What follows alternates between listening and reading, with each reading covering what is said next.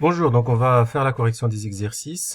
L'exercice numéro 1, le lait cru prêt à la température de 4 degrés Celsius doit être porté à la température de 90 degrés Celsius pour être pasteurisé. Donc on veut calculer la quantité de chaleur Q qu'il faut fournir pour pasteuriser donc 1 litre de lait d'une masse de 1,3 kg. Donc on a la formule qui permet de calculer la quantité de chaleur Q égale à M fois C multiplié par delta θ, c'est-à-dire la différence de température. La température finale moins la température initiale. Donc là, on a la masse en kg, 1,03 kg, fois donc la chaleur massique C, 3800, fois 90 degrés moins 4 degrés. Si on fait le calcul, donc la quantité de chaleur égale à 336 604 joules. Deuxième exercice. Alexandre regarde donc un documentaire sur les pingouins vivant dans l'hémisphère nord. Le scientifique explique que le plumage de l'oiseau en présente de l'air, ce qui lui permet de moins ressentir le froid.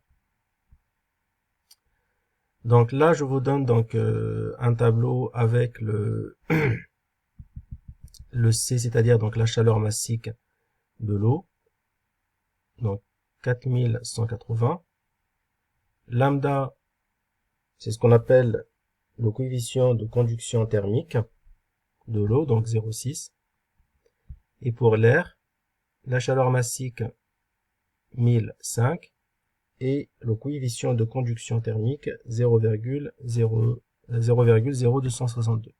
Première question, entre l'air et l'eau, quel élément conduit le mieux la chaleur? En justifiant la réponse.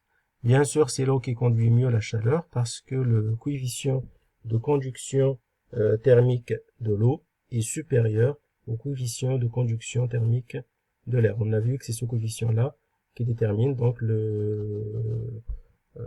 la conduction d'un élément. Deuxième question. Donnez une hypothèse permettant d'expliquer pourquoi une personne a froid lorsqu'elle entre dans l'eau à la même température que l'air. Donc on vient d'expliquer que l'eau conduit mieux la chaleur.